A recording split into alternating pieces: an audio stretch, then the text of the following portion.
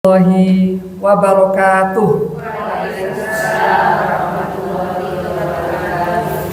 Innal hamdalillah nahmaduhu wa nasta'inuhu wa nastaghfiruh wa na'udzu billahi min syururi anfusina wa min sayyiati a'malina. Man yahdihillahu fala mudhillalah wa man yudlilhu fala hadiyalah. Asyhadu an la ilaha illallah wa asyhadu anna Muhammadar Rasulullah. Rabbi shrah li sadri wa yassir li amri wahlul 'uqdatam min lisani yafqahu qawli. Apa kabar ibu-ibu sekalian, sehat? Alhamdulillah sehat. Alhamdulillahirabbil alamin. Senang sekali atas rahmat Allah kita kembali dipertemukan di kelas Sirah Nabawiyah ya. Dalam keadaan sehat walafiat. Marilah bersama-sama kita haturkan sholawat serta salam kepada kekasih kita, junjungan kita Rasulullah Sallallahu Alaihi Wasallam, al-masalul a'la, sebaik-baik contoh bagi kita. Ibu-ibu yang dirahmati Allah, tak terasa ya, kita sudah memasuki bulan Rajab. Tanggal berapa sekarang? Pokoknya awal bulan Rajab. Ya, nah, masa sudah 9 belum? Saya sendiri juga lupa ini. Awal bulan Rajab. Kenapa? Bukan kalau 4. Ya, mungkin sekitar 6 gitu ya. Pasnya berapa ya Allah? Subhanallah, saya jadi malu. Bentar. Oh iya, tanggal Hijriah hari ini. Betul, 6 Rajab ya. Ya, kita memasuki bulan Rajab dan ini adalah bulan yang mulia karena di bulan Rajab ini contoh sudah ini ya dibahas ya di majelis-majelis lain. Sudah sering. Gak apa-apa saya ingatkan atau gak usah aja. Sudah tapi lupa. Di sini kan belum, Ustaz. Oh, di sini belum. Baik. Ya. Ya syarat ya. Syarat kita tazkiyah diri kita ingetin tiap hari karena manusia itu mahalul khata' wan nisyan. Kita itu tempatnya salah dan lupa gitu ya, seringkali lupa gitu. Berulang-ulang kali sudah diajarkan, sudah dipelajari gitu ya. Sudah diajarkan lupa gitu ya. Karena kitalah manusia.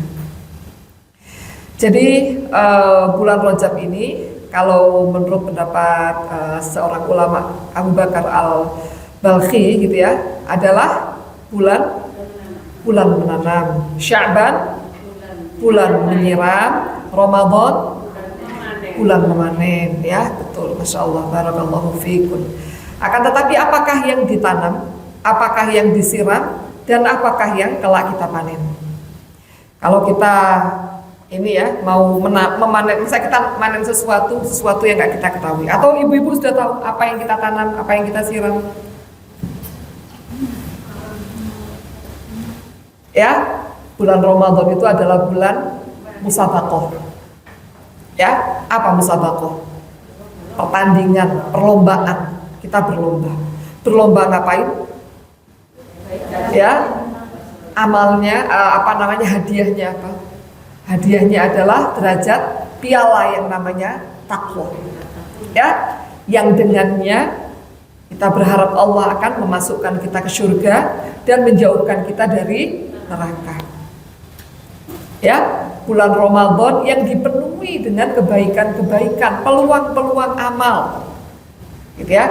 Kita juga tahu ada satu ibadah yang luar biasa, yang pahalanya unlimited, yang pahalanya tidak terbatas. Ini kayaknya harus deketin banget ini ya. Bentar. Saya kok kayak gak enak kalau gak jelas. Tes, sudah? Lebih baik yang ini suaranya? Iya. Ya, jadi di bulan Ramadan tadi kita berharap ya, kita bisa melakukan berbagai macam aktivitas amal solihah dengan semaksimal mungkin, sebanyak-banyaknya, seberkualitas-berkualitasnya.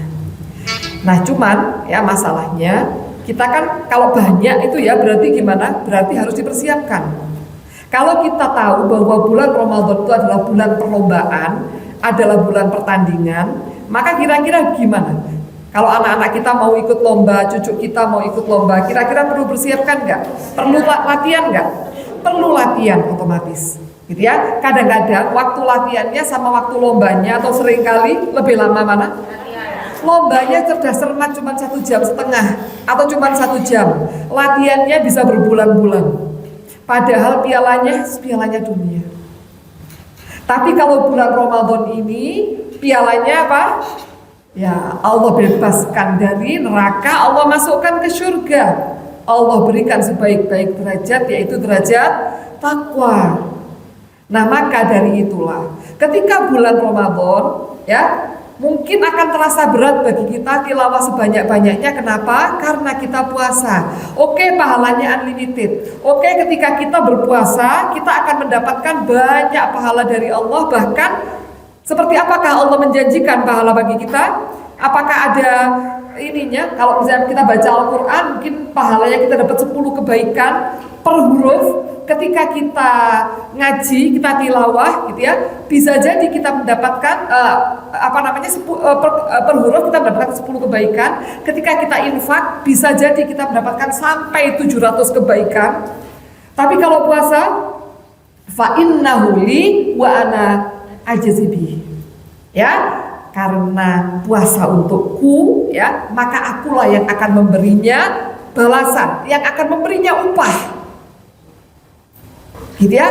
Maka seperti apakah pahalanya puasa? Unlimited. Ya, kita kalau dikasih kuota unlimited seneng nggak Bu Ibu? Seneng, apalagi kalau duit unlimited. Ya, seneng sekali. Ya. Nah, ini padahal itu duniawi. Nah, ini pahala yang unlimited.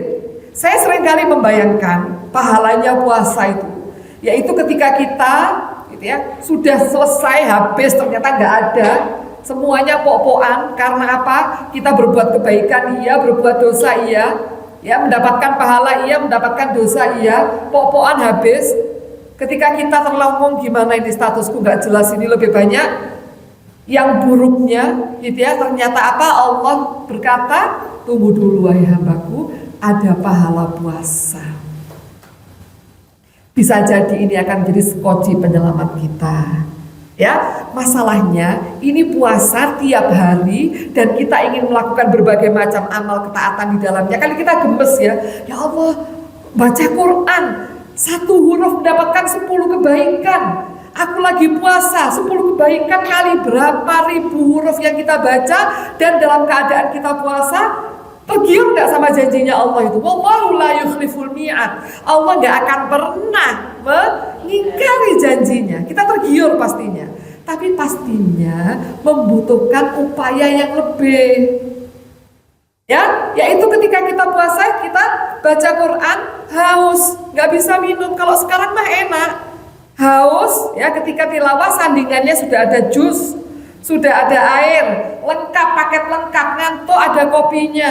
Kalau puasa, ketika kita kepingin menghidupkan malam-malam 10 malam terakhir kita di bulan Ramadan, ya kita kepingin menghidupkan itu berarti gimana? Ya nggak tidur kalau bisa.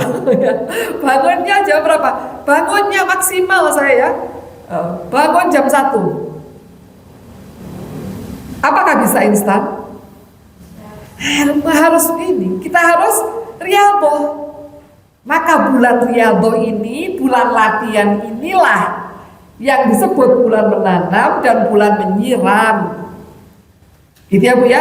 Kita insya Allah udah paham, sudah hafal di luar kepala.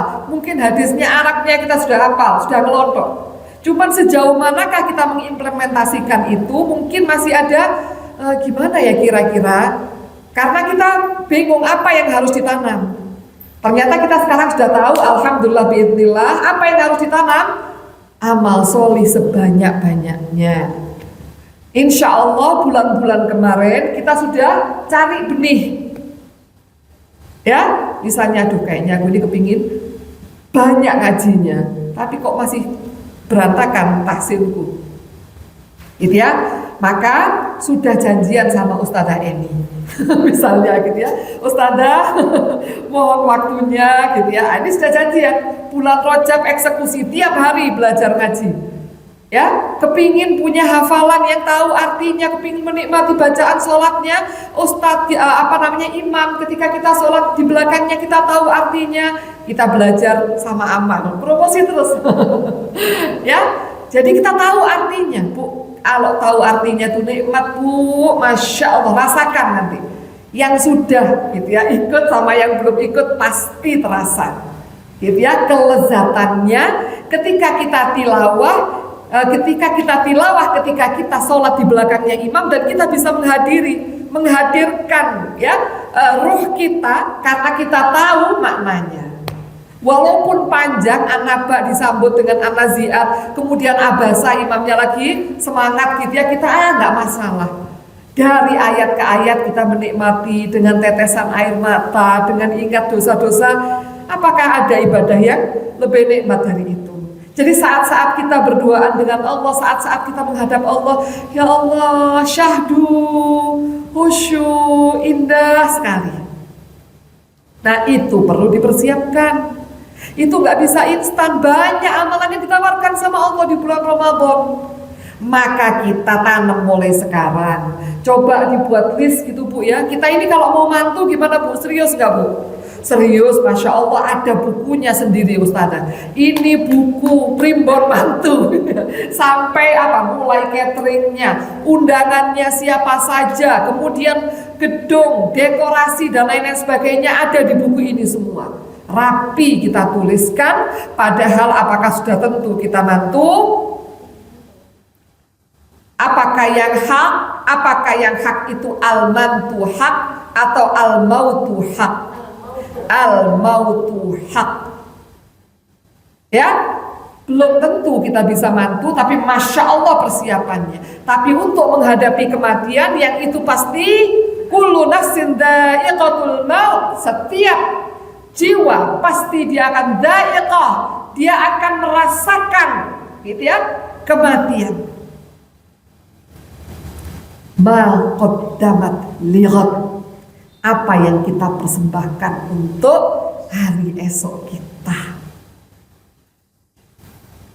Apa sudah ada list-listnya? Coba Bu, pulang ini langsung ini dimasukkan perenungan. Saya sangat berharap sekali kita semua bisa menghadirkan roh Ramadan mulai sekarang. Ya, sudah harap-harap ini. Ya, harap-harap bukan hanya kita ini. Ya, kita sudah persiapan untuk memasuki bulan Ramadan tadi. Persiapan kita sudah nggak seperti tahun lalu. Persiapan kita tahun lalu mungkin sebatas nyetok bumbu-bumbu, beli baju baru saja gitu atau apa. Karena apa? Saya nggak mau sibukkan bulan Ramadan. Sudah Masya Allah, tapi ternyata tahun lalu itu yang kita lupa mempersiapkan amalan-amalan di bulan Ramadan. Jadi agak kaget-kagetan. Habis buktinya apa? Buktinya setelah buka puasa tepar ngantuk. Kenapa? Padahal saya dulu sudah nyuna ya. Kok bisa ngantuk ya?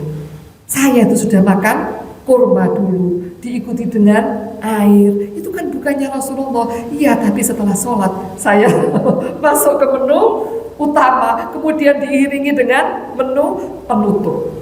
Jadi akhirnya ini bisa kita persiapkan.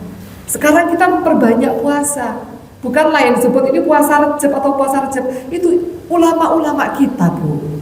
Mereka ini memudahkan kita untuk mendisiplinkan diri kita pada ibadah. Jadi namanya sebetulnya bukan puasa Rejab, tapi puasa sunnah di bulan Rajab. Tapi dimudahkan supaya gampang gitu ya. Jadi puasa Rejab. Nah sebetulnya apa? Memperbanyak puasa di bulan Rajab. Karena kalau kita udah terbiasa ya kita puasa dan kemudian kita melakukan berbagai macam aktivitas, ini yang soro ini gimana Bu? Di depannya, di tengah atau pasti yang sulit itu di mana Bu? Di depannya. Mujahadahnya di depan. Makanya Bu, Allah dengan kasih sayangnya memberikan kita reward and punishment. Memberikan kepada kita apa? Apa reward? Anugerah apa? Hadiah gitu ya. Ya, balasan dan apa dan hukuman. Supaya apa? Supaya kita semangat. Nanamnya bulan ini semangat dengan menjadikan bulan Rajab bulan haram. Nah, loh, apa hubungannya sama reward and punishment Ustazah? Bukankah ketika bulan haram ya ketika kita berbuat maksiat, maka dosanya sama Allah dilipat gandakan. Demikian pula ketika kita berbuat kebaikan, ya, berbuat amal solih, maka pahalanya sama Allah supaya semangat kita nanamnya. Lihat Bu, cinta kasihnya Allah. Ya, kita kalau mikir-mikir gini, Allah tuh sayang banget sama aku, udah nggak butuh yang lain. Aku hanya butuh cinta kasihnya Allah. Yang lain aku akan mencintai sebanyak-banyaknya, dan aku merasa cukup dengan cinta kasihnya Allah. Jadi aku gak butuh dibalas. Enak itu Bu, kalau punya pemikiran gitu. Ya, kita akan selalu tampil berseri-seri, akan selalu tampil bahagia, gak gopoh bales-balesan atau apa, gak usah dibales sudah. Kalau ada orang berbuat baik kepada kita, kita balas. Kenapa? Tahabu, udah ngasih, masakan kasih irek. Ngamalin sunnah, ya, dan gak harus sama atau apa, itu karena kita semuanya tujuannya hanya mencari wajahnya Allah. Enak kalau orang itu carmuknya sama Allah. Ya, apa carmuk? Cari mukanya sama Allah, karena pasti dia akan mendapatkan wajahnya Allah. Kalau kita sama manusia Bu, gimana Bu? Capek nggak? Capek. Jadi mulai sekarang kita sudah tebar pesona ke Allah. Labbaik ya Rabb, labbaik ya Habibi. Kita sambut, ya, panggilan cinta dari Allah. Kita tanam sekarang. Kembali kepada agenda kita kemarin, ya, tadi yang saya bicarakan, bukunya, mana amalan diingat-ingat kemarin, yang saya pertahankan apa, yang harus saya rubah apa, yang saya persiapkan apa, supaya bulan Ramadan saya benar-benar maksimal. Nah, kemudian kita tingkatkan di bulan Sya'ban. Bulan Sya'ban sudah lemes. Capeknya bulan Rajab ini kita. Kenapa? Karena rata-rata kita, coba ya, bulan-bulan kemarin gimana ibadah kita Bu? Semakin nurun nggak? Itu fitrah. Waktu Ramadan, Masya Allah. Setelah Ramadan masih bagus, setelahnya semakin lama semakin menurun. Maka Allah berikan rahmat kepada kita, yaitu bulan Rajab. Ini kesempatan kita Bu. Loh, gimana Ustazah kalau saya ternyata umur saya nggak nyampe bulan Ramadan? Bukankah ya segala sesuatu tergantung niatnya. Kalau kita sudah melaksanakan, kita sudah punya niat, ternyata kita nggak sampai, gimana? Sudah terhitung kita melaksanakan. Allah pertemukan kita di pagi hari ini. Kita bareng-bareng di sini membicarakan tentang cintanya, sedang merengkuh hati-hati kita Bu. Fafirru ilallah. Mari sama-sama kita lari ke Allah, menghambur ke Allah. Mungkin nggak kira-kira kita ada di sini tanpa ditakdirkan Allah? Mungkin? Nggak mungkin. Mungkin nggak saya bisa mengatakan sesuatu tanpa izinnya Allah? Nggak. Saya hanyalah hamba Allah yang lemahku. Tapi ketika bisa mengatakan sesuatu yang itu pas di hatinya ibu, itu Allah lagi panggil ibu dengan menggerakkan lisan saya. Fafirru ilallah. Buatlah di majelis taklim ini program-program peningkatan amal ibadah bulan Ramadan. Siapa ketuanya majelis taklim sini? Bu Elo. Yang mana Bu Elo itu? Yang biru, kerudung biru. Oh, kerudung hitam. Oke. Mungkin bisa dibuat Bu Elo di Al Irsyad. Kami buat program Ramadan School. Mungkin bisa kalau misalnya mau meniru gitu ya, boleh. Kami senang sekali, nggak merasa tersaingi sama sekali, malah senang kalau bisa ditularkan ke sebanyak mungkin tempat-tempat.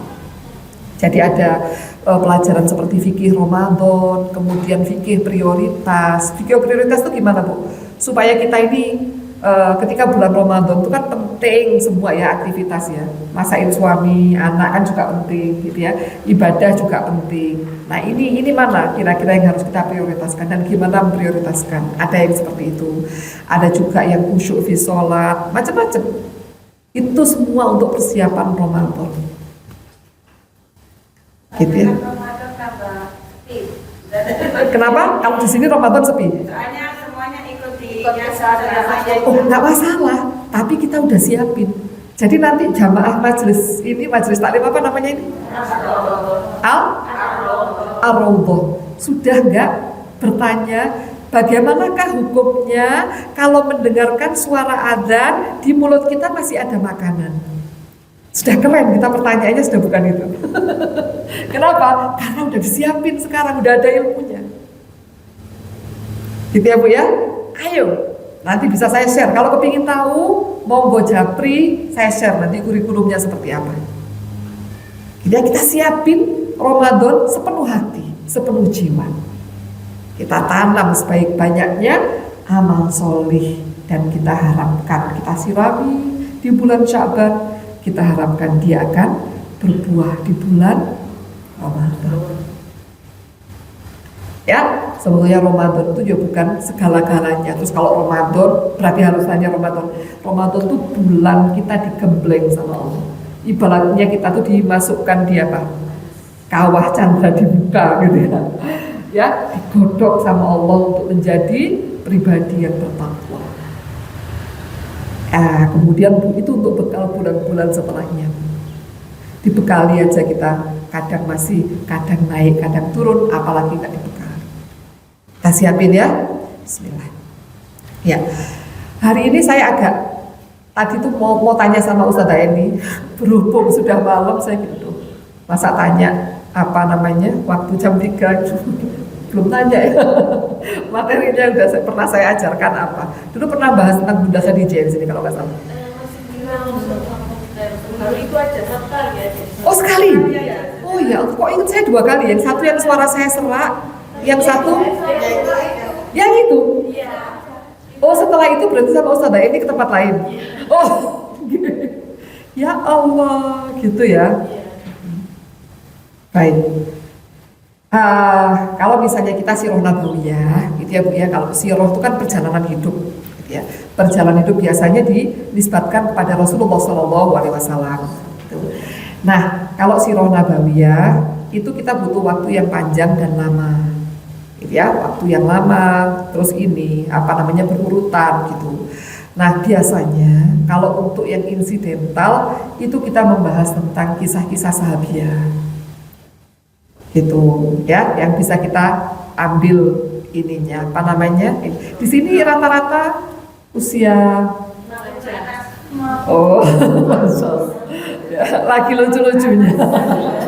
Masya Allah. Ya, baik, nggak apa-apa lah.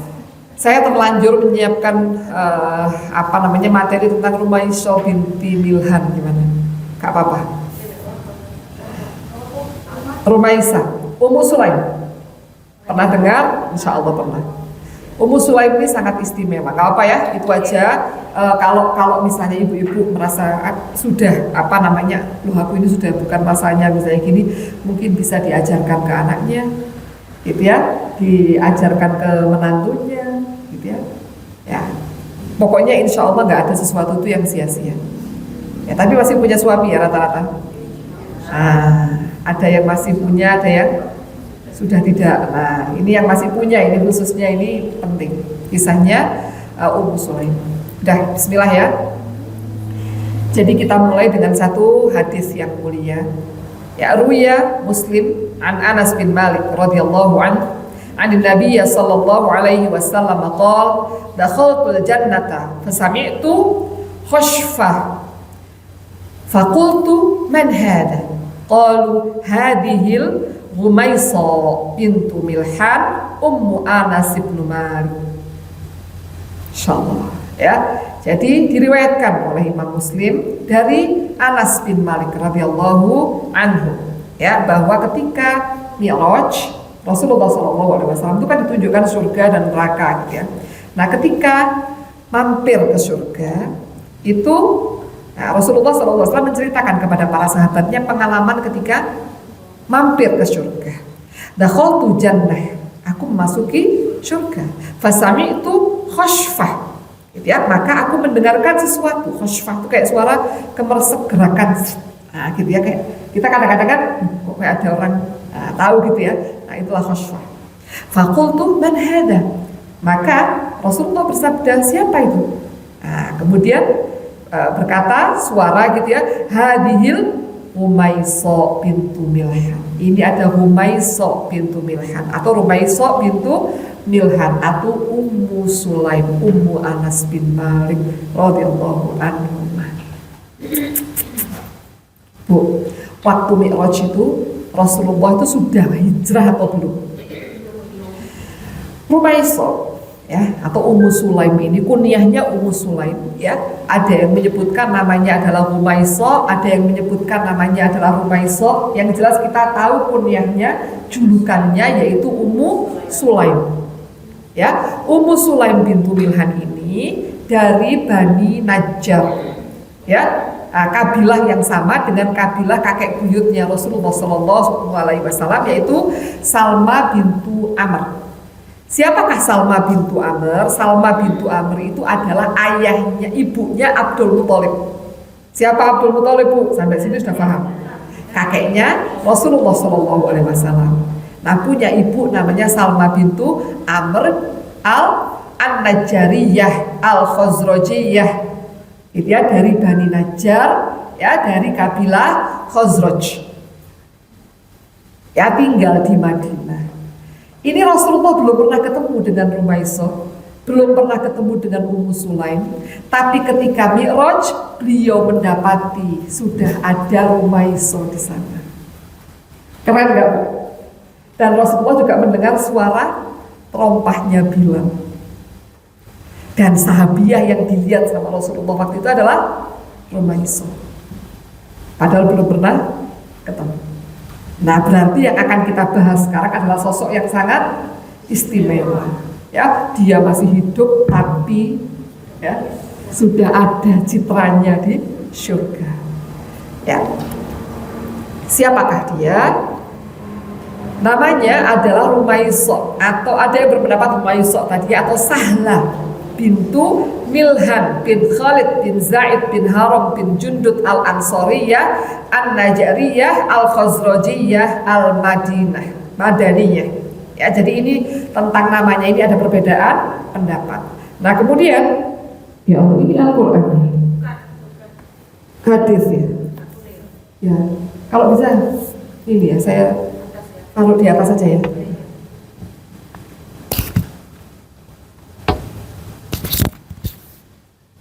Ini nggak perlu ditaruh di sini. Iya, saya juga lupa. Mohon maaf. Dah. Nah, ayahnya namanya Milhan bin Khalid. Ya, kunyahnya kita sudah tahu siapa? Ummu Sulaim. Nah, beliau ini punya saudara-saudari yang sangat hebat-hebat. Ya, saudarinya diantaranya Ummu Haram bintu Milhan. Nanti Ummu Haram bintu Milhan ini akan menjadi syuhada perempuan yang syahid di Siprus di ekspedisi laut yang pertama. Memang beliau radhiyallahu anha berdoa supaya Allah anugerahkan syahadah dan beliau mendapatkan syahadahnya. Ya, di suatu ekspedisi di Siprus. Nah, kemudian Haram bin Milhan ya saudaranya dan Sulaim bin Milhan. Ketiganya semua ini syahid. Ya, Masya Allah. Nah, kemudian anaknya yang terkenal itu adalah siapa? Bukan, itu Ummu Fadl atau Lubabah. Anaknya adalah yang terkenal Anas bin Malik. Wah, baru tahu Anas bin Malik. Wah, kalau itu semua tahu. Ya, di antara periwayat hadis yang terbanyak di antara ranking 1. Nah, setelahnya Bunda Aisyah insyaallah rankingnya Anas bin Malik itu. Jadi Rumaiso bintu Milhan itu menikah 2 kali. Yang pertama pernikahan dengan sepupunya sendiri yaitu Malik bin Nadhr, anaknya pamannya. Nah, kemudian Rumaiso ini adalah masih termasuk mahramnya Rasulullah. Gitu ya. Jadi saudaranya Rasulullah Shallallahu Alaihi Wasallam dari jalur susuan atau jalur nasab. Jadi nggak batal wudhu dengan Rasulullah. Makanya Rasulullah SAW sering bertandang ke rumahnya Rumaiso bintu Milhan, ya. Nah kemudian juga rumahnya Ummu Haram, saudarinya. Nah pernikahannya yang pertama tadi dengan Malik bin Nadhr itu dikaruniai anak yang bernama Anas bin Malik. Nah Rumaiso ini termasuk as-sabiqunal awwalun minal Ansor, termasuk orang-orang yang pertama-tama masuk Islam dari golongan kaum Ansor, yang Allah jamin kepada mereka surga. Dan ketika beliau mendapatkan dakwah dari Mus'ab bin Umair radhiyallahu anhu, cahaya Islam perlahan memasuki relung hatinya, dan kemudian beliau pun mengikrarkan syahadat. Dan beliau mengajarkan kepada putranya yang masih kecil, Anas, tentang kalimat syahadat. Ketahuan sama suaminya. Suaminya gak mau beriman, yang namanya Malik bin Nadhr. Dan kemudian dia marah sama Rumaiso. Apa-apaan kamu? Kamu mau merusak anakku. Wahai suamiku, sesungguhnya aku tidak merusak anakmu. Akan tetapi aku mengajarinya kalimat tauhid. Gitu ya. Nah Malik bin Nadhr marah. Nah, kemudian dia keluar rumah dan kemudian dia ketemu musuh dan dibunuh. Ya, Rumaiso sangat sedih dengan kematian suaminya. Tapi dia bersabar dan mengharapkan pahala dari Allah. Apa Bu namanya sabar dan mengharapkan pahala itu? Apa? Ini kita mau memasuki bulan puasa. Man shoma Ramadhana wahtisaban. Apa? Ihtisab. Sabar dan mengharap pahala. Gimana sih contohnya sabar dan mengharap pahala itu? Kita ditinggalkan orang yang kita cintai. Ya. Kemudian kita ya Allah sudah. Makanya ya, kadang-kadang doa untuk orang yang ditinggalkan itu apa? Semoga yang ditinggalkan diberikan kesabaran dan pahala atas kesabarannya. Itu ya. Aku ini padahal mau melakukan ketaatan. Contoh yang sering saya pakai itu mau ke majelis taklim. Subhanallah, penggodonya kok banyak sekali. Mulai cucu rewel, dititipi cucu ternyata cucunya rewel, atau suaminya yang rewel, atau nggak akan berangkat, nggak bisa berangkat kalau belum menyelesaikan rumah, selesai semua. Jadi berangkat tuh sudah sisa tenaga, wes kari keseli, kemudian di sini ngantuk, ya misalnya gitu. Kemudian kita kira percuma, kayak aku gak dapat pahala, ya jangan gitu. Ya kita harus ihtisab sama Allah, sabar dan mengharapkan pahala.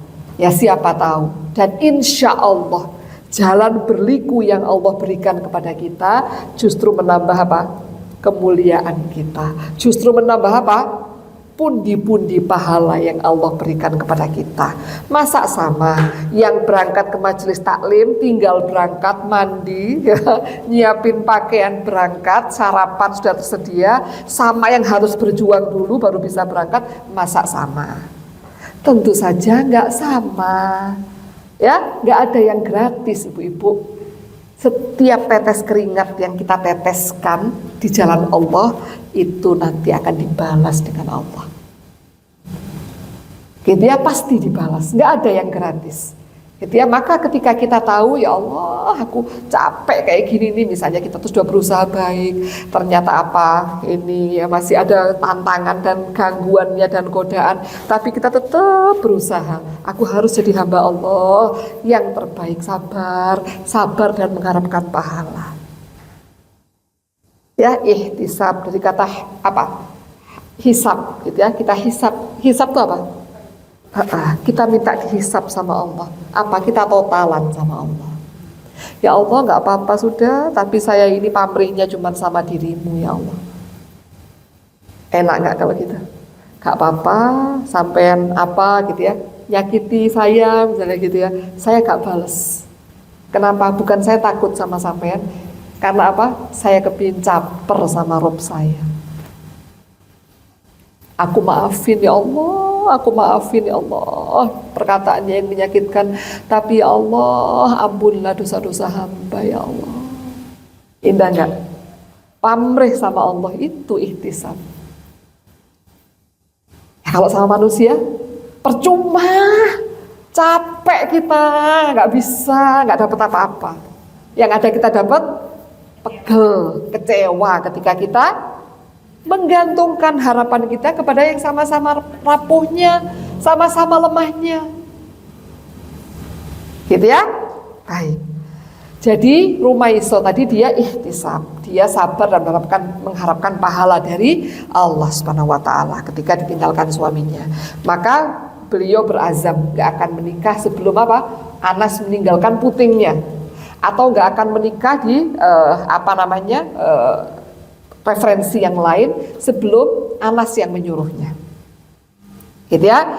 Nah, kemudian ketika Rasulullah SAW tiba di Madinah, Anas ini sudah belajar tentang Islam, sudah diajarkan tentang Rasulullah SAW. Anas kecil ini gimana? Kepenginnya ketemu dengan Rasulullah SAW. Usianya ketika itu 11 tahun. Ya, kepingin ketemu dengan Rasulullah, atau 10 tahun gitu ya. Kepingin tahu seperti apa sih Rasulullah yang biasa diceritakan sama Ummah ini. Ya, seperti apa sosoknya.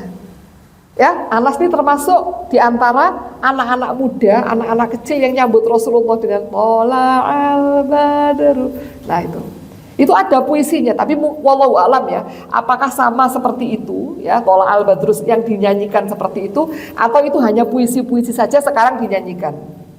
Wallahu alam. Yang jelas itu puisi menyambut kedatangan Rasulullah. Tola'al Badru, telah bertolak bulan purnama alaina, atas kami, min Thaniyatil Wada, dari bukit Thaniyatil Wada. Nah, itu pokoknya itu bagus, itu sebetulnya puisi. Ini Anas bin Malik termasuk yang gitu. Nah, kemudian Rumaiso tahu bahwa itu ya, sebaik-baik guru adalah Rasulullah SAW. Bahwa Rasulullah adalah guru yang perlu diteladani, mulai dia bangun tidur sampai tidur lagi. Maka Rumaisah menggandeng tangan anaknya yang masih berusia 11 tahun, datang ke hadapan Rasulullah SAW. Ya Rasulullah, ini Unaisku. Unais itu Anas kecil, gitu ya. Nah, ini Unaisku, wahai Rasulullah. Ini Anas kecilku ya Rasulullah. Jadikan dia pelayan. Kalau kita pikir-pikir, Bu, ada nggak orang yang kepingin anaknya jadi pembantu? Nggak ada. Pasti anaknya disuruh sekolah tinggi, gitu ya, supaya apa? Supaya walaupun anaknya pembantu misalnya, ya supaya nggak sama seperti ibu nak. Gitu. Tapi kenapa Rumaiso menjadikan Anas kecilnya sebagai pembantunya Rasulullah? Karena dia tahu, ya, bahwa kehidupan terbaik itu adalah kehidupan bersama Rasulullah SAW. Dia pengen anaknya ini mencontoh Rasulullah SAW, ngeplek. Apa ngeplek? Sama persis. Maaf ya kalau saya kadang-kadang pakai bahasa Jawa. Ya, gak apa-apa Bu. Ada yang gak ngerti bahasa Jawa? Oh, nanti saya translate kalau gitu. Ya, ya. Nah, kemudian Anas ya, di antara asar kebijaksanaan ibunya, bekas kebijaksanaan ibunya, ya, radhiyallahu anhu, menjadi apa? Menjadi salah seorang sahabat yang sifat sholatnya paling mirip dengan Rasulullah. Dan Anas itu ya orang yang hidupnya tertawa dan menangis sepeninggal Rasulullah gitu ya. Kalau dia mengingat, beliau sering cerita, 2 hari yang gak akan aku lupakan seumur hidupku. Yang pertama, hari yang paling membahagiakan, yaitu hari ketika aku bertemu dengan kekasihku Rasulullah SAW. Ya, kebahagiaan yang luar biasa, yang memuncak, yang memenuhi kehidupanku. Dan yang kedua, hari yang meremukkan hatiku, yang menghancurkannya berkeping-keping, yaitu hari wafatnya kekasihku. Ya, beliau sampai menjadi periwayat hadis di antara yang jagonya meriwayatkan, yang paling banyaknya meriwayatkan. Dan beliau belajar seperti apakah akhlakul karimah langsung kepada Rasulullah SAW. Seperti minum, langsung dari sumbernya. Jadi itulah kebijakan Ummu Sulaim bintu Milhan radhiyallahu anha. Jadi mungkin kalau kita punya anak ya yang kita pondokkan, mungkin mirip seperti Ummu Sulaim ini. Atau kita sekolahkan yang sekolah mulai pagi sampai pulangnya itu menjelang maghrib gitu ya. Nah itu seperti Ummu Sulaim. Gitu ya. Suatu ketika di antara kisahnya Anas gitu ya. Namanya Anas ini juga masih anak-anak gitu ya, ketika menjadi pelayannya Rasulullah SAW. Itu diperintahkan oleh Rasulullah SAW untuk suatu keperluan. Ya, kemudian dia itu berangkat, tapi ngelihat temennya konsentrasinya buyar, lihat temennya lagi main. Dia pun ikut dengan teman-temannya ikut main. Ya lupa dengan perintahnya Rasulullah SAW. Nah kemudian datang Rasulullah SAW dari belakangnya Anas menyentuh pundaknya. Wahai Anas kecil, apa yang kamu lakukan? Apakah kamu sudah melaksanakan perintahku Anas kecil? Kaget Anas dan gak dimarahin. Nunggu berapa jam Rasulullah? Anas main. Dan Anas menyampaikan radhiyallahu anhu, selama 10 tahun aku melayani Rasulullah SAW, belum pernah sekalipun aku dibentak. Dan gimana? Belum pernah Rasulullah berkata-kata yang kasar kepadaku. Ya, Rasulullah selalu menahan marahnya. Rasulullah berbuat baik. Rasulullah dengan akhlaknya yang luar biasa. Bahkan Anas juga menyaksikan gimana ada seorang budak di Madinah ya yang membimbing tangannya Rasulullah kemana. Suatu ketika budak ini menunjukkan sesuatu pada Rasulullah. Itu Rasulullah itu dipegang tangannya. Ayo, diikuti sama Rasulullah kemanapun dia pergi. Budak padahal, gitu ya, mungkin budaknya Rasulullah, gitu ya, karena bisa megang tangannya Rasulullah. Gitu. Juga Anas belajar langsung seperti apakah ya menjadi pribadi yang terbaik sesuai dengan Al-Quran. Bukankah akhlaknya Rasulullah SAW adalah Al-Quran? Al-Quran versi aplikatif itulah Rasulullah SAW. Gitu ya. Nah, itulah diantara kebijakan dan juga ini ya yang luar biasa itu Rumaisyah nggak henti-hentinya gitu ya, meminta Anas supaya Anas didoakan oleh Rasulullah SAW. Nah, kemudian salah satu di antara doa Rasulullah SAW untuk Anas enak gini ya, adalah ya Allah banyakkanlah umurnya dan anak-anaknya. Maka Anas itu gak meninggal kecuali usianya sekitar 100 tahun ke atas dan anaknya mencapai 129 anak. Gitu ya. Nah ini ibu yang bijak, ibu yang cerdas. Kelihatannya sepertinya seolah-olah ya posisi duniawi gimana, rugi gak? Anakku mestinya tak sayangi waktunya, ini enggak, ternyata anaknya suruh ngabdi sama Rasulullah, disuruh-suruh ke sana sini. Kelihatannya seperti enggak enak, tapi dia adalah ibu yang cerdas. Dia tahu bahwa kehidupan dunia itu cuma mampir, cuma sementara. Gitu ya.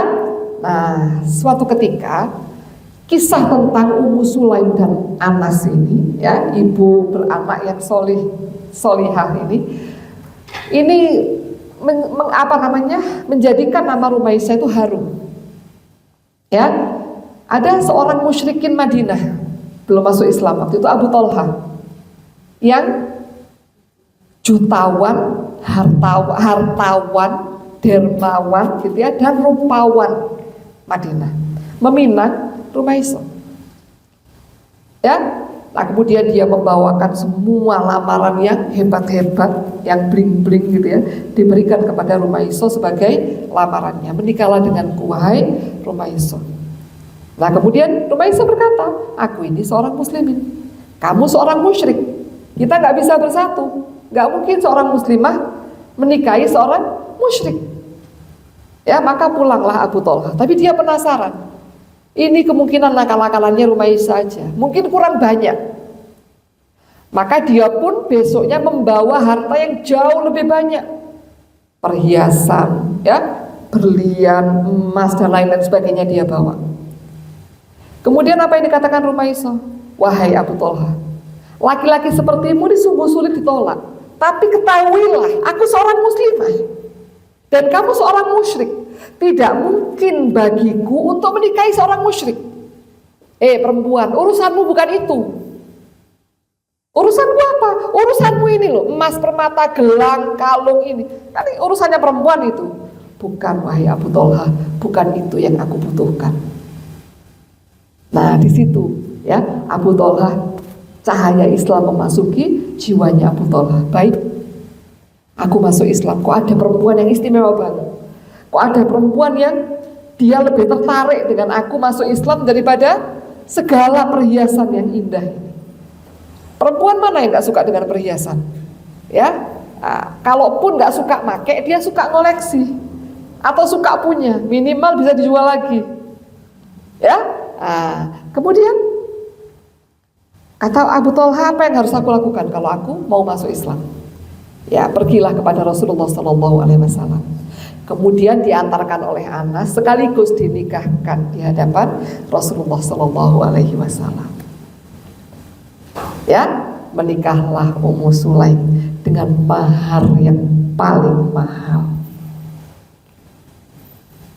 Dan ini bukan kaleng-kaleng keislamannya Abu Thalha. Dan setelah itu apakah Rumaisah enggak berkewajiban gitu ya, sebagai sesama muslim untuk mendakwai Abu Thalha kepada iman? Masa cuma masuk Islam aja terus dibiarkan? Kan enggak.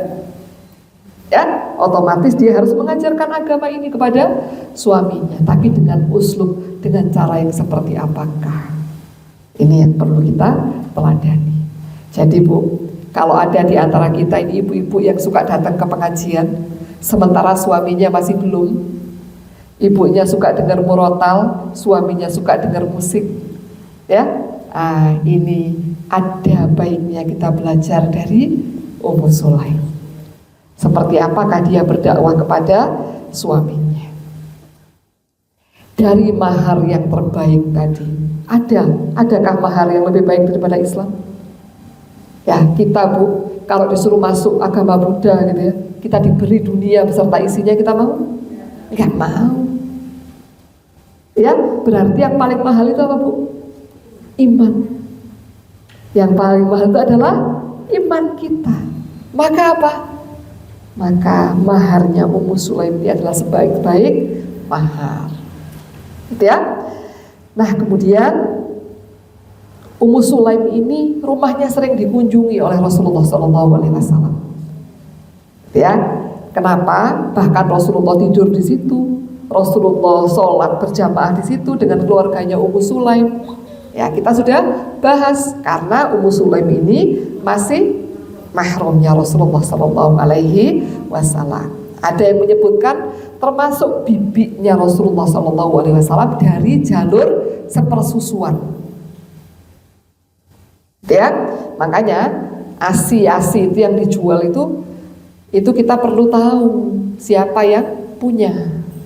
Karena ini ada hubungannya dengan nasabnya anak kita, nasabnya orang-orang bayi yang meminumnya. Gak segampang itu. Gitu ya. Nah, kemudian Ummu Sulaim pun membangun rumah tangga robbani bersama Abu Thalha. Ya, di antara yang pernah dikisahkan oleh Al-Qur'an surat Al-Hasyr ayat 9 ketika Allah Subhanahu wa taala memuji keluarga Abu Thalha dan Ummu Sulaim itu seperti yang dikisahkan. Yaitu suatu ketika ada seorang musafir datang ya ke Masjid Nabawi dan meminta makanan kepada Rasulullah SAW. Nah, waktu itu Rasulullah tanya kepada istri-istrinya, ada makanan apa enggak? Tapi kita tahu gimanakah ya sederhananya keluarga Rasulullah SAW. Sampai mereka keluarga Rasulullah SAW tidak pernah 3 hari berturut-turut kenyang dengan gantung. Gimana Bu? Nggak pernah 3 hari berturut-turut kenyang makan nasi, mesti ada laparnya. Ya, itulah keluarga Rasulullah SAW. Dan apa makanan dan minuman yang biasa mereka konsumsi? Aswadan, air dan kurma. Ya, itulah rumah tangga Rasulullah SAW. Kadang-kadang seperti yang dikisahkan oleh Bunda Aisyah radhiyallahu anha. Kadang-kadang tetangga mereka, tetangga Ansor mereka berbaik hati memberikan susu. Gitu ya. Nah, kemudian nggak ada makanan di rumahnya Rasulullah. Maka kemudian Rasulullah SAW menawari, itu waktu malam, habis sholat isya gitu ya. Nawarin para sahabat, siapa di antara kalian yang mau menjamunya. Bangkitlah seseorang, ya, dan berkata, ya Rasulullah, aku akan menjamunya. Ya, kemudian ketika dia pulang, dia bertanya kepada istrinya, wahai istriku, apakah ada makanan? Ada, tapi tinggal 1 porsi. Kita pun nggak makan, itu jatahnya anak kita. Oh ya sudah, kalau gitu nanti kalau tamunya datang kita main drama ya, bahasa kita ya, matikan lampunya, aku nanti pura-pura makan, hidangkan makanannya, aku pura-pura makan, gitu ya. Nah kemudian terjadilah apa yang direncanakan. Jadi dimatikan, pura-pura mati lampu gitu ya, ada pemadaman listrik gitu ya. Nah, kemudian Abu Thalhah itu pura-pura kecapan. Besoknya Rasulullah SAW menyampaikan di majelis subuhnya, gitu ya, bahwa Allah Subhanahu Wa Taala tersenyum, ya, atau terkagum-kagum, atau tertawa atas tindakan fulan dan fulanah. Turunlah surat Al-Hasyr ayat 9. A'udzubillahi minasyaitonirrajim. Walladzina tabawwa'ud dara wal imana min qablihim yuhibbuna man hajara ilaihim wa la yajiduna fi sudurihim hajatan mimma utu wa yu'thiruna ala anfusihim walau kana bihim khasasah wa may yuqa shuhha nafsihi fa ulaika humul muflihun. Artinya walladzina tabawwa'ud dar wal iman. Ya, dan orang-orang yang telah menempati ad-dar, ya, kota, maksudnya kota Madinah, wal iman, udah beriman sebelumnya. Ya, min qablihim yuhibbuna man hajara ilaihim. Mereka mencintai orang-orang yang berhijrah kepada mereka. Wala yajiduna fi sudurihim hajatan mimma utu. Dan mereka tidak ada ya, terbetik dalam jiwa mereka sedikit pun dada mereka keinginan dari apa-apa yang mereka berikan kepada orang-orang muhajirin. Wa yu'thiruna ala anfusihim, dan mereka mendahulukan orang-orang yang berhijrah itu atas diri mereka. Walau kana bihim khasasah, walaupun apa? Mereka pun memiliki kesusahan. Ya, itu tabiatnya orang-orang Ansor. Jadi walaupun mereka ini, tahu kan ya ibu-ibu ceritanya gimana para sahabat ketika berhijrah? Ya, orang Ansor itu mereka ketika dibilang berbagi dong, gitu ya, dipersaudarakan dengan kaum muhajirin. Maka apa? Sampai ada yang membagi 2 hartanya. Aku punya harta dan banyak sekali hartaku. Ya, maka aku bagi 2 dan aku punya 2 istri. Ini di antara ilustrasinya ya Bu ya, dan ini terjadi. Aku punya 2 istri, silakan pilih mana yang kamu sukai. Aku ceraikan dan aku nikahkan sama kamu. Gitu. Sampai seperti itu. Tapi juga tahu diri muhajirinnya, enggak semata-mata. Ya udah, dia bilang, kalau bahasa kita ya, tak apresiasi kebaikanmu wahai saudaraku, tapi bagiku cukup tunjukkan saja kepadaku jalan ke pasar. Abdurrahman bin Auf. Nah seperti itu. Itu saking mereka ini mengutamakannya. Ini kan juga ya, kalau dipikir-pikir ya, kita ambil hikmahnya gitu ya. Ini kan ada anaknya yang kecil yang butuh makan. Tapi ketika ada tamu, loh enggak, ini kan punyanya anakku. Tapi apa, ini malah diberikan kepada tamunya, dia pun kelaparan, dia pura-pura makan. Ini pelajaran yang luar biasa, itsar ya, itsar. Jadi mendahulukan orang lain atas diri sendiri.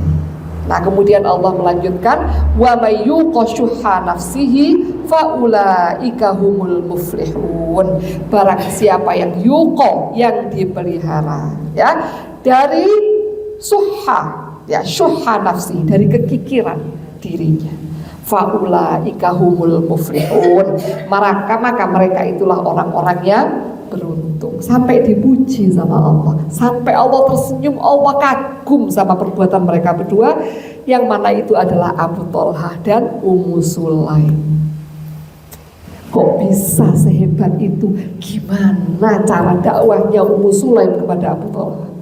Abu Thalhah di antara orang yang dia menginfakkan hartanya secara all out pada dakwah, ya, secara sempurna kepada dakwah. Pernah suatu ketika Rasulullah SAW bersabda, ya, belum beriman kamu jika kamu belum memberikan apa yang paling kamu sukai. Maka Abu Thalhah ingat dia punya sebidang kebun yang menjadi primadonanya orang Madinah, termasuk Rasulullah SAW sering menghabiskan waktu siangnya di sana. Kebun kurma yang sangat rindang, ya, di tengah-tengahnya itu ada sungainya, pokoknya sangat asri. Dia ingat itulah harta di dunia ini yang paling dia sukai. Maka kemudian Abu Thalhah bangkit, ya Rasulullah, aku berikan kebunku yang paling aku cintai kepadamu. Kemudian apa kata Rasulullah SAW? Wahai Abu Thalhah, apakah kamu masih memiliki keluarga yang membutuhkan, paman yang membutuhkan? Rasulullah tahu pamannya Abu Thalhah itu membutuhkan, maka diberikan kepada pamannya Abu Thalhah radhiyallahu anhu. Itu gimana istrinya ngajaknya? Ayo sekarang kita pelajari. Insya Allah kisah ini sudah populer ya Bu ya. Ini saya hanya mengulang aja, mengingatkan. Yaitu ketika mereka dikaruniai seorang anak yang sangat lucu namanya Abu Umair. Ya, Rasulullah SAW sering bertandang ke rumahnya Ummu Sulaim, main-main dengan Abu Umair. Abu Umair ini punya burung peliharaan yang namanya burung Nughair. Ya, burung namanya Nughair, gitu ya. Umair, Abu Umair, burungnya namanya burung Nughair. Sering sama Rasulullah digoda gitu. Ya Aba Umair, ma fa'ala Nughair, gitu ya. Wahai Abu Umair, apa yang dilakukan oleh burung Nughair, gitu ya. Nah, kemudian suatu ketika Abu Umair ini meninggal di usia lucu-lucunya. Usia berapa itu? 5 tahun atau 6 tahun, gitu ya, usia lucu-lucu. Maka ya, waktu itu Abu Thalhah sedang safar. Ya, nah kemudian ketika kembali, ya, Ummu Sulaim berkata kepada kerabatnya, tolong jangan ada yang bilang kepada Abu Thalhah bahwa anaknya sudah meninggal. Ya, maka malam itu, ya, Ummu Sulaim memasak masakan yang paling enak. Berdandan dengan dandanan yang paling cantiknya, rumah dipersiapkan dengan harumnya, dengan semerbak dan indahnya. Dia menemui dan menyambut suaminya. Wahai istriku, bagaimana keadaan anak kita? Namanya juga anak sematawayang. Alhamdulillah suamiku, dia kini sudah jauh lebih tenang. Mau gak tenang gimana? Udah di kuburan, gitu ya. Nah kemudian mereka pun menghabiskan malam itu dengan sangat romantis.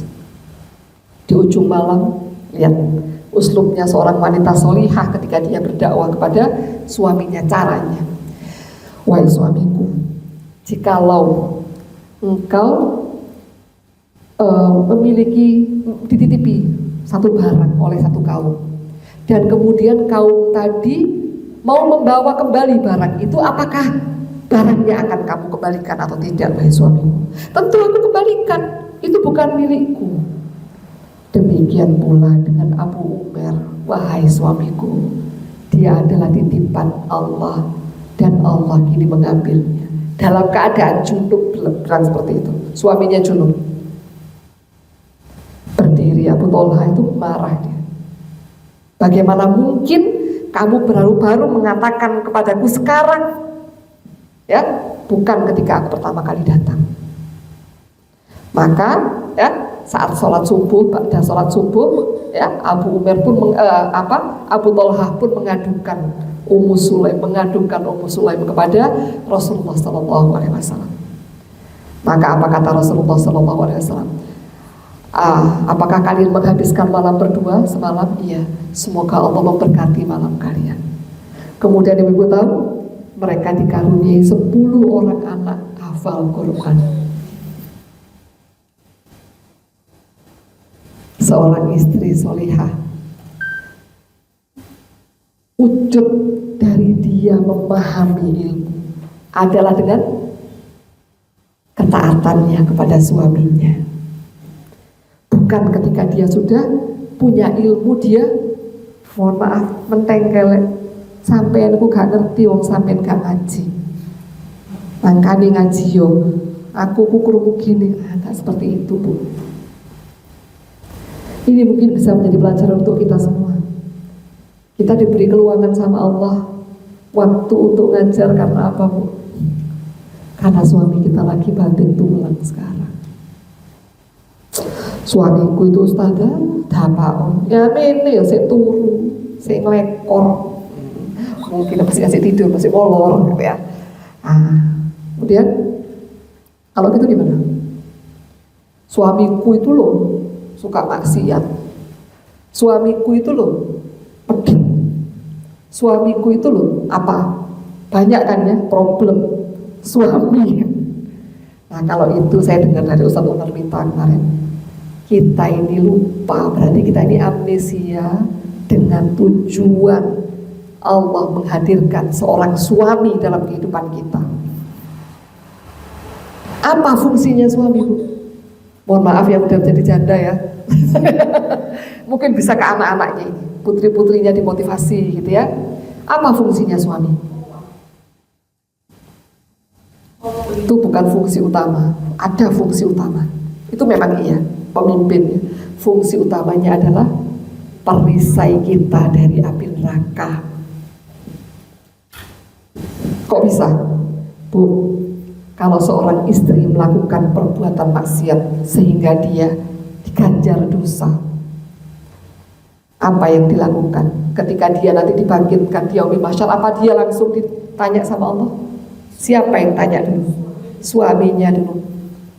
Le, ya opo ini? Kok sampai bojone maksiat?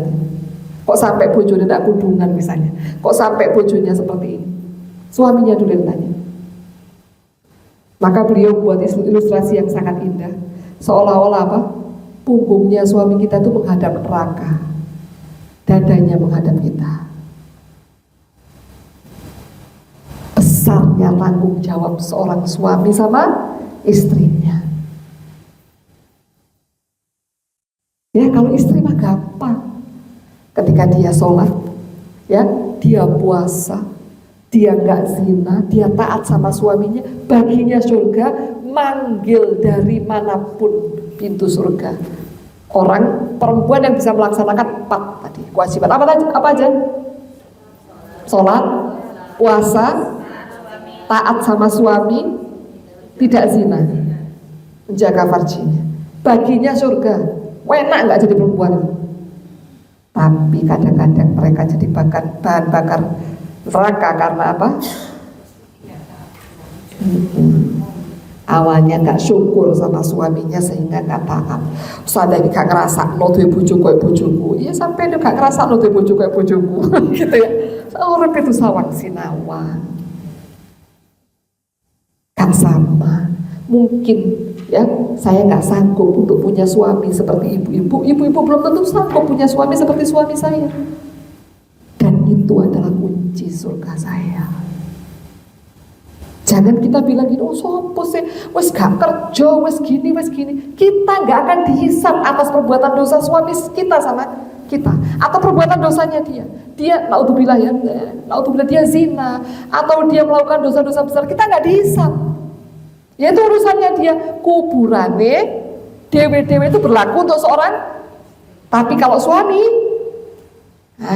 istrinya berdosa, maka suaminya akan dimintai pertanggungjawaban. Udah diingetin belum? Udah dididik belum? Maka jadi perempuan tuh enak sebetulnya kalau bersyukur. Kalau apa? Oh kalau bersuami, Masya Allah.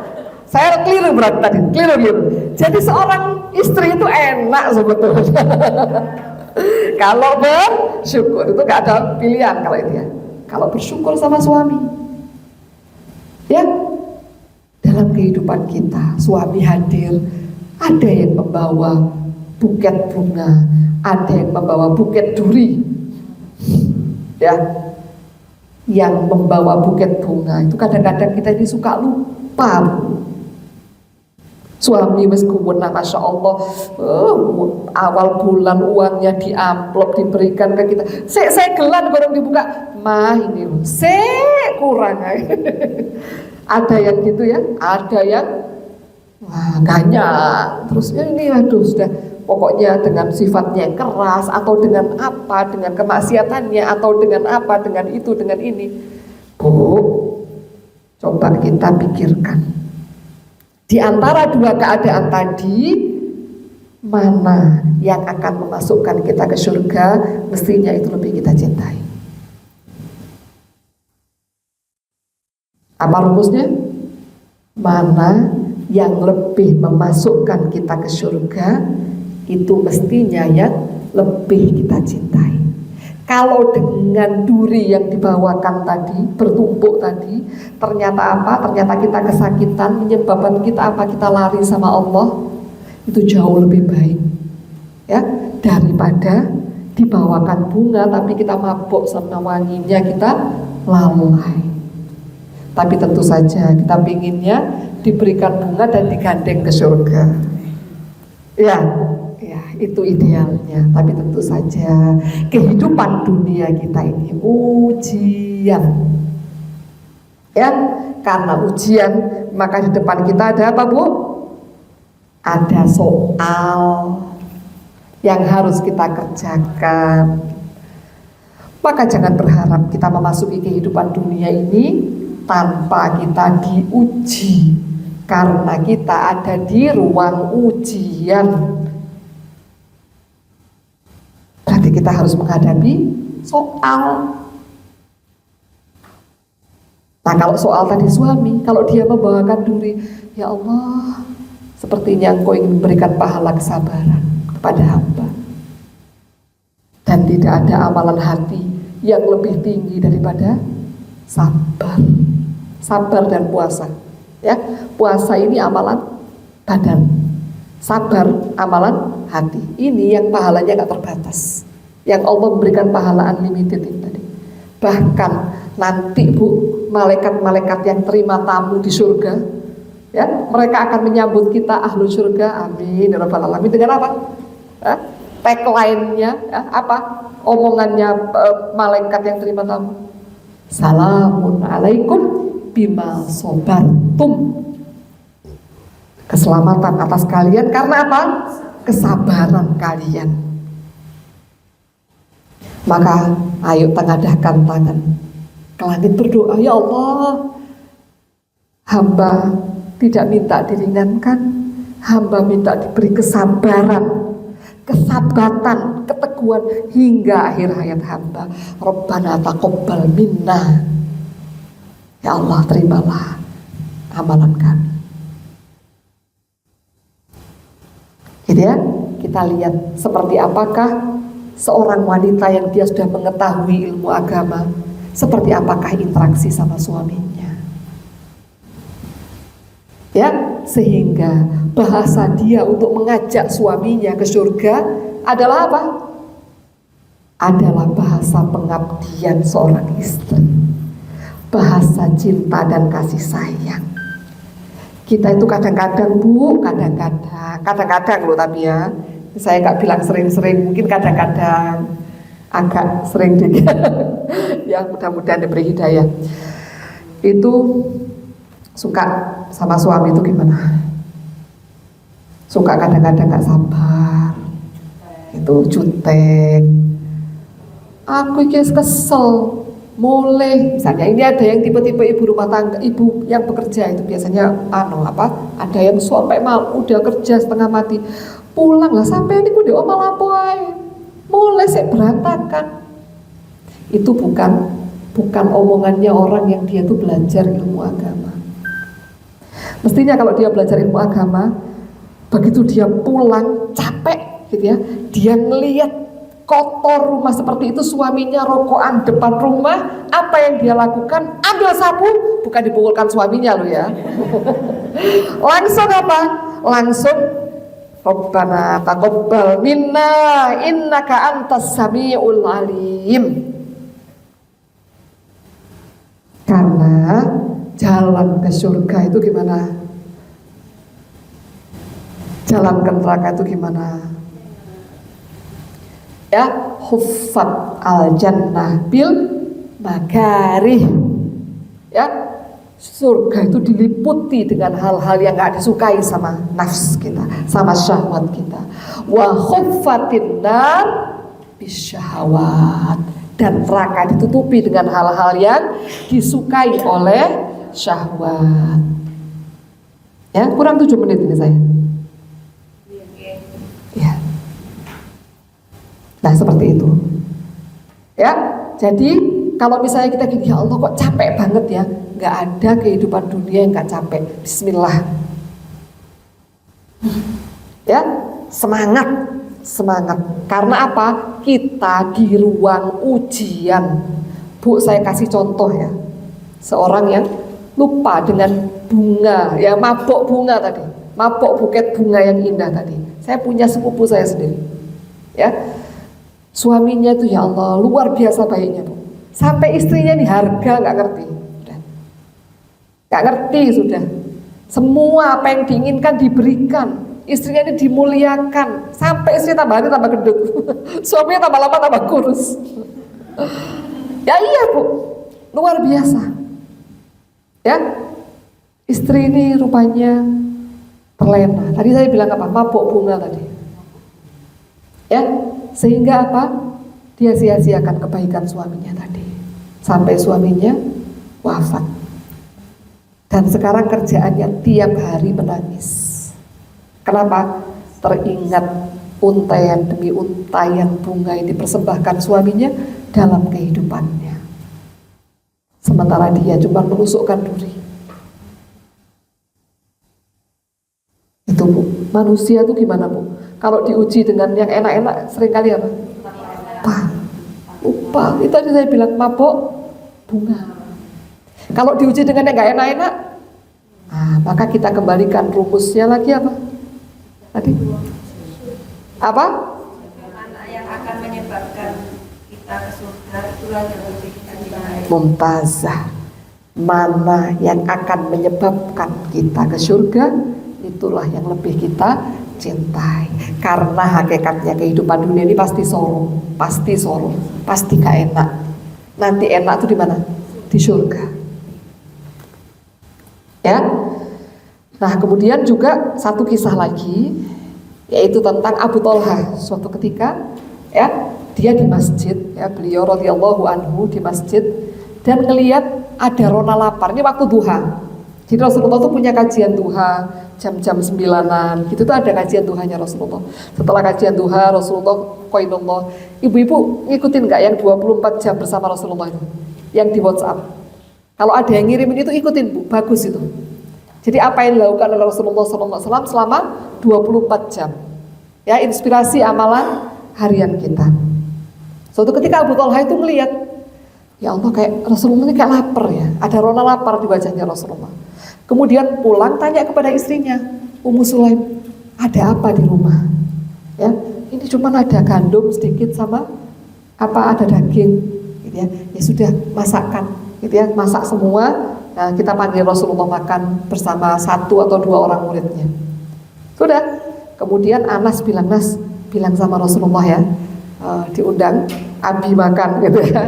Tapi hanya bawa 2 orang teman. Gitu. Jangan banyak-banyak. Karena makanannya terbatas. Gitu. Udah. Nah, Anas ini dari jauh sudah Rasulullah udah senyum.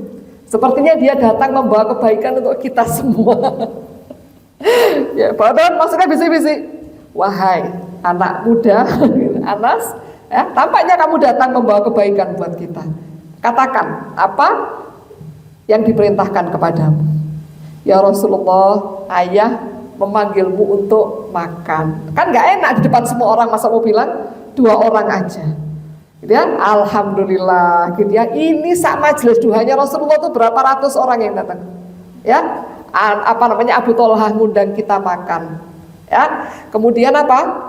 Anas pulang duluan, ya, cerita ke ayah tirinya. Gimana ini Bi?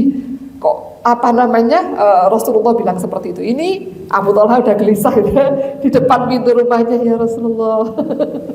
Kami nggak cukup porsinya, hanya cukup untuk engkau dan beberapa orang sahabatmu ya Rasulullah. Masuklah dan dapatkanlah barokah. Maka kemudian Rasulullah bilang, masak seperti bubur gitu ya, bubur gandum gitu. Apakah kamu punya kayak keju, ataukah kamu punya tempat dan minyak? Terus apa ada ya Rasulullah? Kemudian Rasulullah cuci tangan ya, baca Bismillah, dicampurkan sama Rasulullah SAW. Para sahabat suruh masuk 10-10. Itu semua bisa makan dalam keadaan kenyang dan masih ada sisanya untuk sohibul bed, seolah-olah nggak pernah terkurangi sedikit pun. Kualinya masih penuh. Gitu ya, itu diantara keberkahan Rasulullah SAW. Itu kisah-kisah seputar Ummu Sulaim dan Abu Thalha. Ya, Ummu Sulaim juga ikut dalam jihad fisabilillah. Jadi kalau perempuan itu bagian kita bukan yang terdepan, ya, ikut memerangi musuh, bukan. Di apa? Tapi ada ya sahabat yang seperti itu, ada. 2 orang sahabiah ya, yang seperti itu. Nah, yang biasanya rata-rata mereka ada di rumah sakit darurat, rumah sakit lapangan, gitu ya. Nah, juga ada di mana? Di tempat logistik, gitu ya, tempat dapur umum atau apa sama rumah sakit lapangan. Nah, ini Ummu Sulaim ya, waktu perang Uhud itu Abu Thalha menjadikan dirinya perisai Rasulullah SAW. Masya Allah ya, sampai sampai kena berapa panahnya Abu Thalha ya. Nah, kemudian Ummu Sulaim bersama Aisyah radhiyallahu anhuma membawakan geriba air, lalu mereka tuangkan di mulut orang-orang. Ya, di perang Hunain udah siap-siap ya, bawa belati, mau ikutan jihad. Masya Allah radhiyallahu anha. Nah, kemudian ya, prestasi beliau di bidang dakwah ya, yaitu berdakwah kepada siapa? Suami dan anaknya. Ya, Ummu Sulaim berhasil menjadikan Anas bin Malik radhiyallahu anhu sebagai salah satu di antara sahabat-sahabat utama. Gitu ya. Nah, kemudian kalau sahabat utama gimana kira-kira ya? Dekat sama Rasulullah, otomatis nanti dekat juga di surga. Gitu. Nah, kemudian juga mendakwahi Abu Thalha sampai Abu Thalha menjadi apa? Di antara orang yang pengorbanannya paling besar untuk agama ini. Gitu ya. Jadi Ummu Sulaim ini potret wanita lengkap. Istri solihah, istri daiyah, ibu mumtazah. Itulah Ummu Sulaim radhiyallahu anha. Itu dulu mungkin ya. Mungkin ada pertanyaan? Iya. Tadi kan awalnya dijelaskan kalau Abu Thalha itu seorang jutawan yang dermawan dan sebagainya. Tapi setelah kesini kok kehidupannya sepertinya pas-pasan. sederhana sekali. Nggak disebutkan di buku-buku sirah. Tapi kira-kira biasanya para sahabat kalau gitu gimana? Itu mungkin ya diinfakkan di jalan Allah. Dan kita kalau melihat yang seperti Abu Bakar gitu ya, itu karena populer. Ada kisah-kisah infaknya para sahabat yang nggak terekspos. Ada sahabat yang memang nggak ditakdirkan populer, tapi kalau kita tahu, kita kenal, kita juga akan kagum. Gitu. Jadi contohnya seperti itu tadi aja. Tidak beriman kalau tidak menginfakkan yang paling dicintai, langsung kebun yang paling dicintai diberikan. Gimana dengan yang lain? Otomatis, gitu ya. Sekarang kayak Abu Bakar, Umar, kaya nggak? Kaya, ya. Tapi mereka berdua pernah keluar dari rumah mereka karena kelaparan. Gitu, saudara yang sering cerita itu ya. Nah, karena kelaparan. Surat apa itu? Yang tentang nikmat, kita akan dihisab tentang nikmat, gitu ya, nikmat-nikmat yang Allah berikan kepada kita, ya. Nah, kemudian Rasulullah juga keluar rumah, gitu ya, dalam keadaan lapar. Padahal Rasulullah kaya nggak? Kaya. Tapi kenapa Rasulullah kok kaya? Kenapa Rasulullah kok kaya? Apa hujahnya Rasulullah tuh kok kaya? Tahannya itu setiap kontan Ya, yang di Al-Quran lebih khumusahu lillahi wa rasulih. Ya, 1/5 dari harta rampasan perang itu miliknya Allah dan Rasulnya. Kaya nggak kalau gitu? Kaya, lebih kaya dari Utsman bin Affan. Nah, pernah Rasulullah itu ya dapat ghanimah, harta rampasan perang. Ya, itu sampai pelatarannya Masjid Nabawi itu penuh. Tapi nggak berapa lama kemudian datang fakir miskin. Ya kayak habis. Sampai ini jubah burdah yang dipakai sama Rasulullah itu ditarik sampai ini tergores. Tarik sama badui, mau diambil, belum cukup yang aku berikan. Rasulullah itu sosok guru yang lemah lembut tapi nyungkani. Ya, tapi di lain sisi juga penuh kasih sayang, sehingga para sahabat itu merasa sangat dekat. Ya, lemah lembut nyungkani. Mestinya yang nyungkani itu yang gimana? Yang agak tegas gitu ya. Ini enggak, lemah lembut tapi nyungkani. Ya, tapi ada juga sahabat-sahabat yang nggak ngerti atau apa gitu ya. Itu yang bisa gimana? Berbuat hal yang ya mungkin dikira Rasulullah nggak tegas gitu ya. Padahal tegas. Jadi udah kapan-kapan ya, ibu-ibu baca Syama'il Muhammadiyah supaya tahu seperti apakah pribadinya Rasulullah SAW. Kita jatuh cinta kalau tahu. Kalau ngobrol gini ya, dihadapin wajahnya sama orang ini. Sampai orang itu noleh, baru Rasulullah noleh. Jabat tangan, nggak ditarik sebelum orangnya narik. Ada orang datang, Rasulullah yang nyambut. Nggak, kamu datang, kamu yang ke aku, nggak seperti itu. Indah sekali. Makanya Allah sebutkan bahwa Rasulullah memiliki khuluqin azim. Apa khuluqin azim? Akhlak yang agung. Bukan sekedar akhlak yang mulia, agung. Akhlaknya Rasulullah itu nggak dimiliki oleh siapapun. Maka ya, seorang ibu yang sangat bijaksana seperti Ummu Sulaim gitu ya, dia menjadikan anaknya sebagai orang terdekatnya Rasulullah Shallallahu Alaihi Wasallam. Anas bin Malik itu sampai deket banget sama Rasulullah Shallallahu Alaihi Wasallam dan tahu sampai rahasia-rahasianya Rasulullah Shallallahu Alaihi Wasallam. Siapa yang paling mengenal kita? Tentu saja pembantu kita, ya kan? Orang yang kenal sama kita, ya, orang lain yang kenal sama kita itu orang khodimah kita, pembantu kita. Dia tahu karena dia hidup sama kita. Itu demikianlah Anas bin Malik. Ya. Sampun? Ada lagi? Sudah ya? Ya, itu dulu ibu-ibu. Ayo kita persiapan. Mungkin bisa dikoordinir di sini. Gimana caranya supaya Ramadan itu bermakna. Ramadan nggak harus di sini, misalnya gitu ya. Kita punya tempat gimana di masjid-masjid atau apa gitu, nggak masalah. Tapi yang penting kita udah punya persiapan untuk menyambut Ramadan yang terbaik. Semoga Allah mudahkan kita untuk mendapatkan itu. Ibu-ibu, mohon maaf kalau ada kesalahan. Yang benar datangnya hanya dari Allah. Fafirru ilallah. Mari kita semua lari kepada Allah. Allah lagi nunggu-nunggu kita, Bu. Wa idza sa'alaka ibadi anni fa inni qarib. Wahai Muhammad, kalau hambaku tanya kepadamu tentang aku, bilang ya Muhammad, aku dekat. Ujibu da'watad da'i idza da'an. Aku mengabulkan doa hambaku ketika dia berdoa. Fal yastajibuli wa yu'minu bi la'allahum yarsyudun. Maka cepetan respon aku, baca Quran karena di sini ada perkataanku. Gitu ya, di sini ada petunjuk. Kamu kepingin curhat sama aku, silakan baca Quran, nanti kamu akan temui solusinya. Ya, wallahu a'lam bishawab. Bu, ngajinya ya jangan lupa, kalau nggak tahu artinya atau apa bisa belajar sama Ustazah ini.